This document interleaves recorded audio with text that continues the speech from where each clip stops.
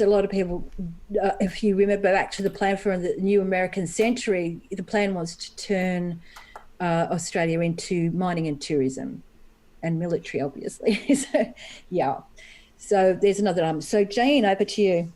Yeah. So what they do is they tie it's a perfect location, a salt pan, just like they did with Dugway Proving Ground, Los Alamos. When you have these salt pans, it's a very easy way to create a dome in which you can have a big, huge entrance.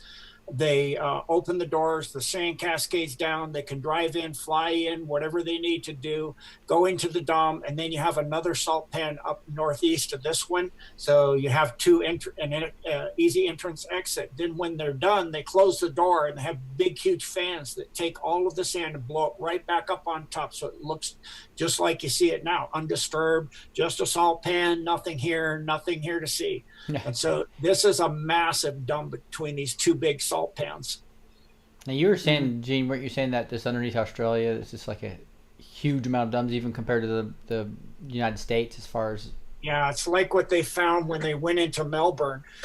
They were expecting the Marines helping, teaching the Aussies military to how to take them out.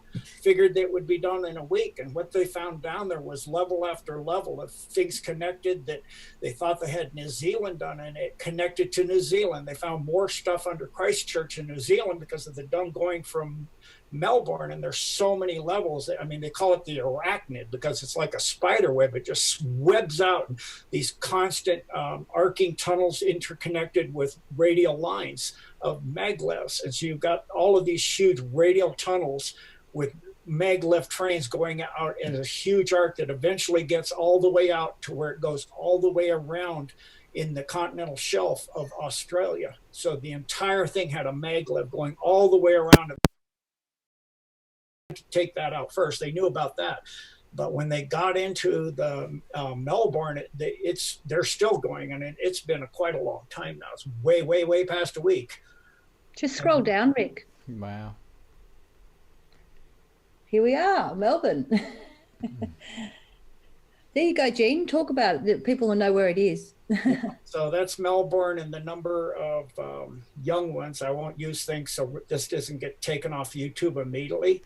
But the young ones, shorter people, little people, that are being rescued is in a number so vast that if I say the number, I mean, even with what I said in, if people remember what I said for China Lake, multiply that by 10. Okay. Wow. For what currently has happened here, and the number is still going up, and they estimate it'll be that number plus times 3 again. And so, what's coming out of there is so horrific, and what's under there is so horrific.